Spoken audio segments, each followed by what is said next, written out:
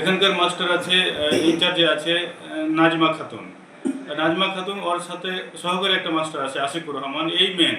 এই সব লোকজনকে দিয়ে ম্যানেজ করছে আশিক মাস্টার।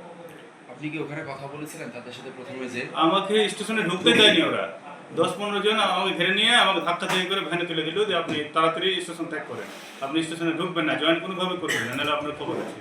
বলছি যারা আপনাকে বাধা দিল তাদের চেনেন আপনি? আমি কাউকে চিনি না, আমি তো নতুন মানুষ, আমি প্রথমে আসছি জয়েন করার জন্য, আমি কাউকে চিনি না।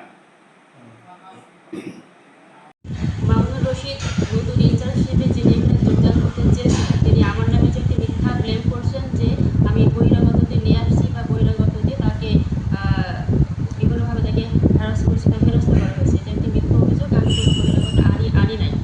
আর সরকারি রুলস হচ্ছে সে যদি প্রশাসনিকভাবে সে এখানে অর্ডার নিয়ে আসছে, আমি অবশ্যই তাকে জয়েন দেওয়াতে আর কি বাধ্য। আমি জয়েন দেবো না, আমি মামুনের সাথে সরাসরি কথা বলেছি, এরকম কোনো কথা বলি নাই।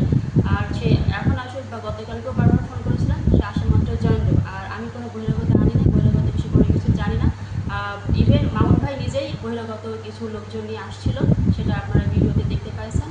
আর আপনারা চাইলে এখানে জিআরপি ইনচার্জ, আরএনবি ইনচার্জ আছে, আপনারা চাইলে তাদের সাথে প্রশ্ন করতে পারেন, তাদের মাধ্যমে সঠিক তথ্যটা পাবেন।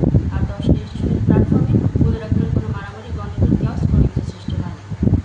স্টেশনে নতুন স্টেশন মাস্টারকে যোগদানকে কেন্দ্র করে যে ধাক্কাধাক্কি যে অভিযোগ শুনছি, এটা আসলে আমি দেখি না বা আমি শুনিও না। এবং যিনি যোগদান করতে আসছে ওনার পক্ষ থেকে কোনো অভিযোগ আসেনি, তবে উনি যোগদান করতে আসছে এতটুকু জানি। বাট যে অভিযোগটা দেওয়া হচ্ছে যে ধাক্কাধাক্কি এভরিথিং অপ্রীতিকর ঘটনা, এটা বাইরে কী ঘটছে কি ঘটেনি সেটা আমি আপনাকে জানি না।